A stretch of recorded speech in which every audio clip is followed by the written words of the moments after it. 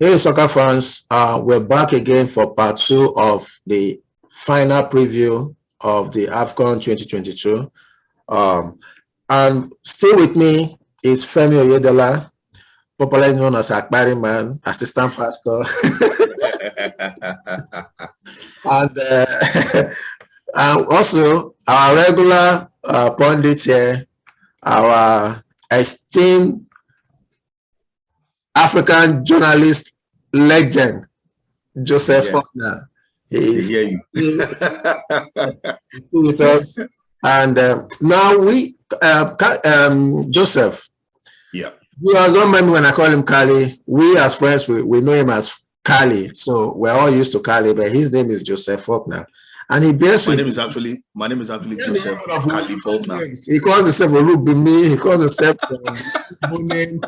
I don't know. The guy has a whole lot of some funny names there. When you hear Kali, it's the same person I'm talking about, Joseph Faulkner. We call him Kali. So Kali, as Nigerians, we were all disappointed with the All-Star of Nigeria. Nobody expected that shambolic display against Tunisia. It actually killed a whole lot of morale and the expectations we had for this team, you know. I remember how you were waxing lyrically about the team, Joe Ibo. Everybody expected so much more, and it was a shock when we were booted out of this tournament. Give us a preview of what is currently happening to Nigerian football, the coach. We're having conflicting stories about the coach being retained, the Guavo, and the foreign guy is still coming. And just give us a brief review. Currently, where are we on Nigerian football and what is happening? And okay, first of all, for me, it wasn't. I was disappointed as a fan of the Super Eagles. Disappointed we didn't go beyond Tunisia, but it wasn't a shambolic performance in any way. Tunisians were very organized. I think one of the biggest things that happened to us that day is the fact that there was no way to break down the Tunisians, and the plan B that the manager put out, unfortunately, did not work. Iwobi got a red card. The Tunisians didn't allow us through the flanks. The manager decided to go through the middle, bring someone in the middle who can drive through the middle. Unfortunately, in trying to shield the ball, he's followed through. He got a player's ankle. It was a straight red card. Unfortunately, that was the manager's plan B. And somehow it did not work because of the red card he got almost immediately got on the field. So it's a learning curve for Nigeria. And I think it's just because we're fans. We're so very disappointed. But to be truthful, we didn't prepare to go beyond even what we did. We didn't prepare for it. Nigeria was the only country that after qualification for the AFCON did not play friendly games. Nigeria was the only country that after qualifying for the AFCON did not know who the coach was going to be a month to the tournament. The manager was employed 3 months. The manager was seconded 3 months to the tournament, 3 weeks to the tournament. You know, so there were a whole lot of things that were already working against us. But we all took excitement and solace from the fact that, we beat Egypt in the first game. The team started looking good in parts. We played a totally changed team in the third game of the group, and we still played very well. So we all got, our hopes were raised and all of that. Unfortunately, we went up against Tunisia. And Tunisia, they were smart. Our wing play, which was something that has seen us through the group stages, they clipped it. And that's, you've got to give a lot of credit to the manager of the Tunisian side, you know, and then they also have to thank their lucks as well, because they were very lucky. It will be staying on the pitch because Nigeria were playing way better, even with a man down. We're playing better. That red card, even the red card, we're still pushing. But somehow we couldn't break down the defensive result. And it's just, for me, I'm taking positives out of the tournament as a whole. There's hope for Nigerian football, but where do we go? Or where are we from that point till now? And this, you know what, the situation epitomizes the unseriousness on the part of the leadership of Nigerian football. About a month to our next major game, the World Cup qualifier against Ghana, we don't know who our manager is. Before the tournament, they said Pasero was coming over to take over the team. Now we're doing the same thing, the same mistake we made before the AFCON. We're making this exact same mistake again. The team is not preparing in any way. We had a 2 weeks break, a 2 weeks window that we could have capitalized. The Premier League was off. Some leagues in Europe were off. We could have found a way, because it was international weekend. We could have found a way to get some of the players, if not all of them, come together, train for 1 week, play against, another side that is preparing for something, or even a league side in the league, a club side in the local league. Just play again, just put together something. But we don't even know who the manager is. There are rumors that Parceiro might not be given the job again. That now they're looking at the possibility of giving the job to Augustine Guaboin, to continue what he has started and all of that. Whatever they want to do, they should do it now. Ghana, they're already interviewing coaches for the game. They're already talking to players. They're already talking to players who can come in and do a job for them. So they're already looking ahead. But we had the meeting, our NFF had a meeting with the ministry, and nobody has said anything about that meeting for 2 weeks now. So I think one of the major problems Nigerian football is suffering right now is having the wrong people running football in Nigeria, because they don't act like people who are really dedicated or determined to move our football from where it is now to the next level. Okay. Thank you, Kali. Femi, I want us to quickly talk about what to expect in the final.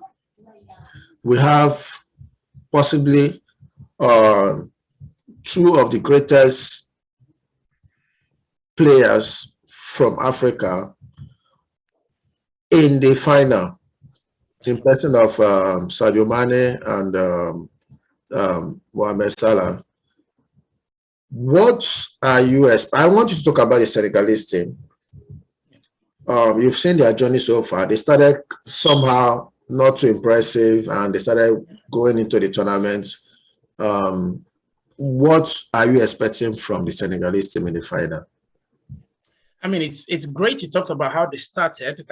They won their first game, then drew the next two, and they were not convincing. The first one was not even a convincing win. So in the end, you're thinking, what are they going to be like? But they managed to get through, which is the most important element of any tournament. If you get into the group stages, you've got to get out of it, and they did get out unscathed.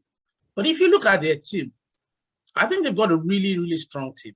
They've got Mendy, who is currently the best goalkeeper in the world by a mile. Almost like a countryman. I can't think of any other goalkeeper you can put side to side with him. He's been absolutely brilliant for Chelsea. So at the back, they've got it really, really safe. And then going forward, if you look through the middle, they've got Gueye, who is a a powerhouse in terms of plays for PSG, one of the richest clubs in the world. You will not get into that team if you didn't know what you were doing. So they've got a base there. Then going forward, Mane is the guy we're talking about, but they've got Ismail Assar. And Watford were not going to release him, were they? But in the end, they got him out of Watford into the Nations Cup. And he's been one of the support cast for Mane and the rest of the team. So if you look at the bedrock of that team, it's very strong. But also what's incredible is the manager. And sometimes managers don't get talked about as much as the players, because all our thoughts are with the fact that we're thinking Mane is going to light it up and do the job for them. But they've got a really strong manager. Aliou Cisse has got them as the top performing African nation for the last 3 years. They're actually number one in FIFA rankings in Africa, and they've been doing it for 3 years on the trot. So you can't be at the top. You talked about stats earlier. If you're top in everything, you're going to be top eventually in the rankings as well. So they're the number one team in Africa for the last 3 years. What he's also done for them is that he's actually brought his own experience of being in the Nations Cup as well. Remember in 2002, he was the one that missed that crucial penalty against Cameroon. And that would have won them the first Nations Cup. So he will be smarting. You'll be thinking, oh, it's like Gareth Southgate. He missed that penalty for England in the semi-finals of the 1996 European Cup. And he had to bring his team now as a manager to the just concluded European Championships in the semi-finals. So his experience, of course, came to bear on the players, and they were able to scale through and get into the final. So sometimes what a manager knows is what he actually instills in his team. That's why we say a team is a reflection of the manager, isn't it? And I think we really, really need to pay good attention to Cisse. And he's very young. He's 45, so he's got more tournaments ahead of him. The beautiful thing is, I think he's got the Teranga Lions really, really settled. And today I'm expecting him to 3 years ago was their manager when they lost the final as well in 2019. So he's got the experience of losing before. We saw Jurgen Klopp lose a couple of Champions League finals before he then took Liverpool over the line. So some of those things actually help a manager understand what it means to lose, because then he can tell the players, if you leave anything in the locker room and you don't leave it on the pitch, you're going to have regrets. I still have regrets 20 years on from losing in 2002. You don't want to have regrets 20 years on. So I think what I'm going to be seeing, and look at Mane, he plays like he's 18, 19. He doesn't even play like he's nearly 30 years old. He plays like somebody who is so young, so, I mean, full of energy, full of power. So today I'm expecting the Senegalese to come out on top, even though I love Mo Salah. I mean, I think Mo Salah running down the wings for my children all the time. But I'm with the Senegalese, and I think it's their tournament to win this time around. Let's all go and make sure Egypt don't win it again for.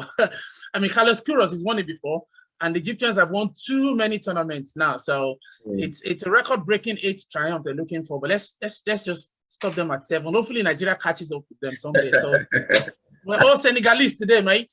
I can feel your sentiments. You're not just supporting Senegal. You want Egypt to stop so Nigeria can meet up. Exactly.